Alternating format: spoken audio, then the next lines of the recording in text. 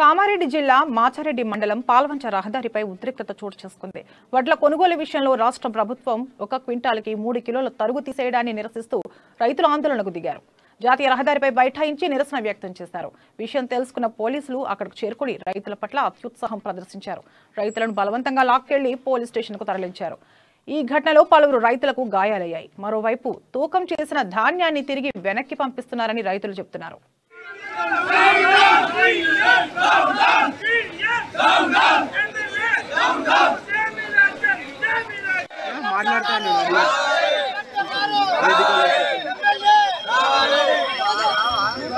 నా పేరు కార్తిక్ రెడ్డి, మాది ఫల్పేట గ్రామము. మేము ఎందుకు కొట్లాడుతున్నామంటే మాకు ఇక్కడ నష్టపోతున్నాము.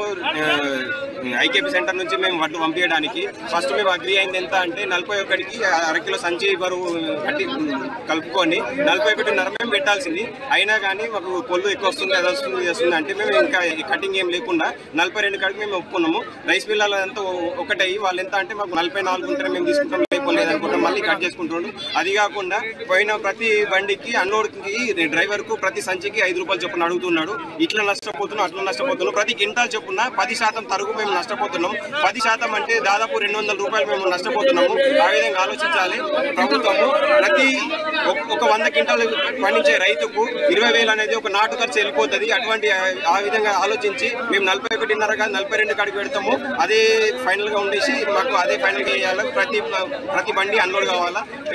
ఏ విధమైన ఛార్జీలు ఉండదు. లేబర్ ఖర్చు మేమే భరిస్తాము. ప్రతి క్వింటాల్కు 35 రూపాయలు ఎలా భరించాము అంతే భరిస్తాము. అమ్మాలి అంతకుమించి ఇంకేం భరించాము. ట్రాన్స్పోర్ట్ కానీ మధ్యలో కట్టించి